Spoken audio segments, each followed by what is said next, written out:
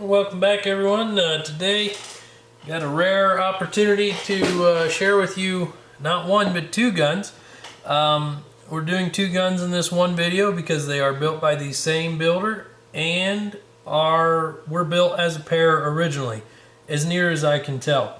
As you saw in the preview picture, they are Swensons, built by Armand Swenson. These guns are complete with their original boxes and test targets from Armand. You can see his grubby fingerprints all over those. And funny, his targets are gas meter charts. I suppose back in the day there was a meter company that required a round card to be inserted to keep track of your gas use. And there's the commander targets at 25 yards. You can see the first test here, and then I believe we did a different load here and tightened it up quite a bit.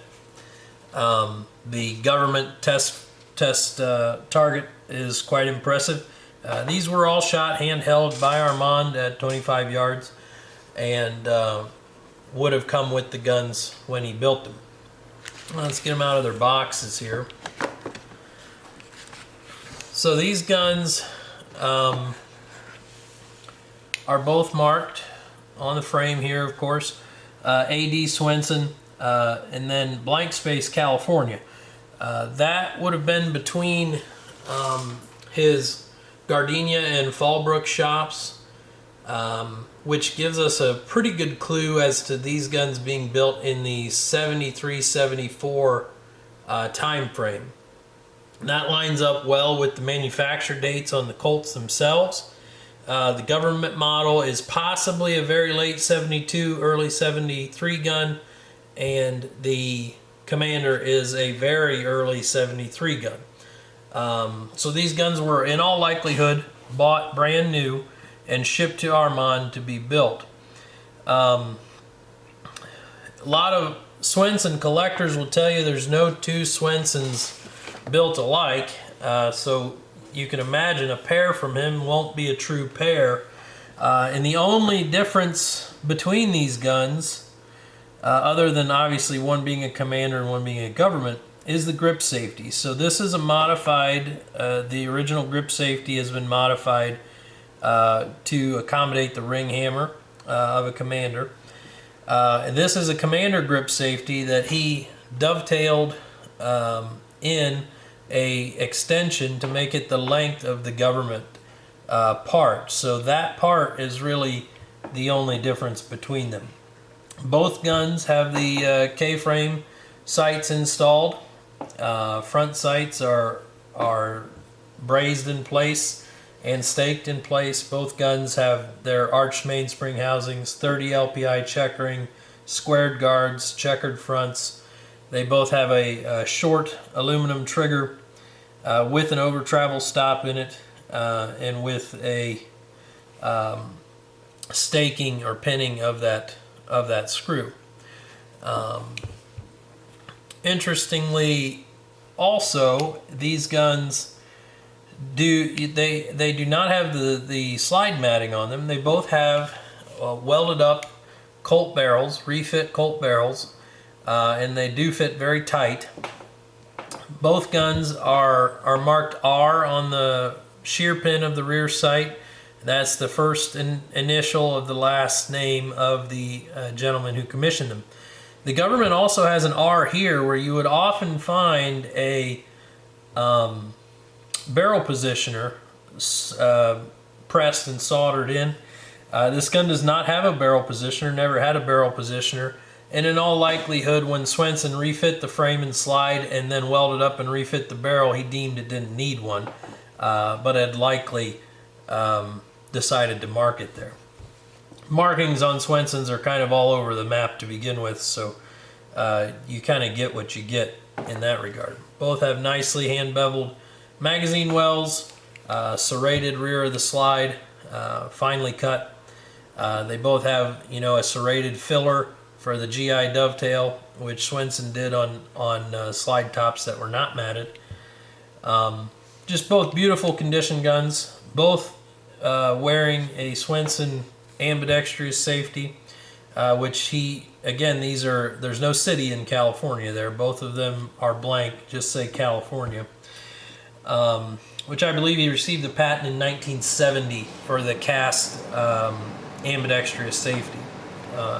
Prior to that, he was hand making them, and he also did make single-sided safeties as time went on. Both of these guns have tight bushings. Both crowns look to have been touched up and polished nicely. Both of these guns are really like new condition. I believe it was the government that still has the contact blue, Prussian blue in the lower feet. Yeah, this one does too, this Commander.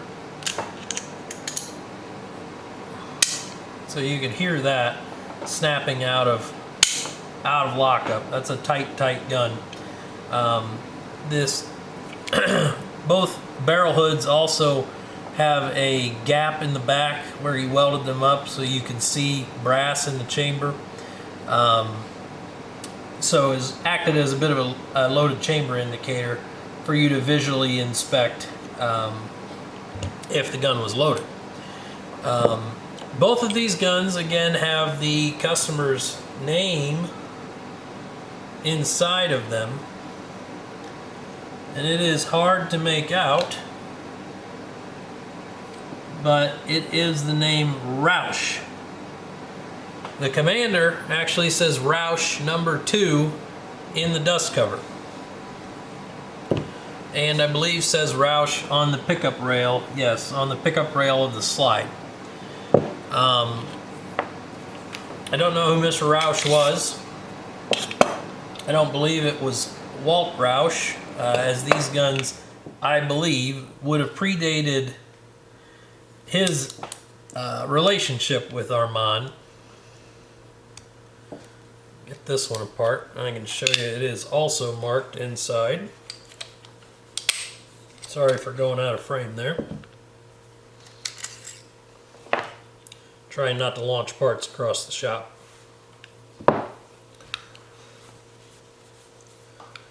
So this one also marked in the dust cover Roush #1, the government, and ever so faintly I can pick up an RAU on the pickup rail.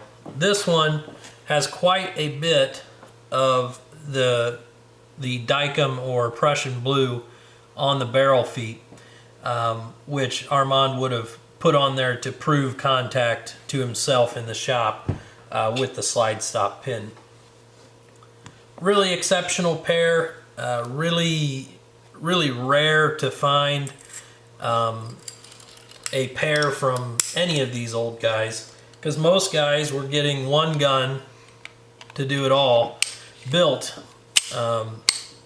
They weren't, getting a novelty pair built like this, and this government is super tight yet.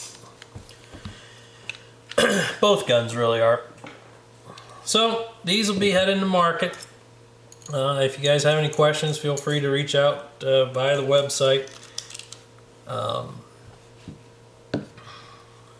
going to get some pictures taken this afternoon and get them put out there so everyone can take a look. It's the finest pair of Swensons I've seen as a pair. I've seen a lot of nice Swensons in customers' collections and whatnot, and I've had a few nice ones through the shop, but this is certainly the nicest pair I've come across. And having the original boxes and original test targets, these guns have lived a very charmed life from the mid-70s until now.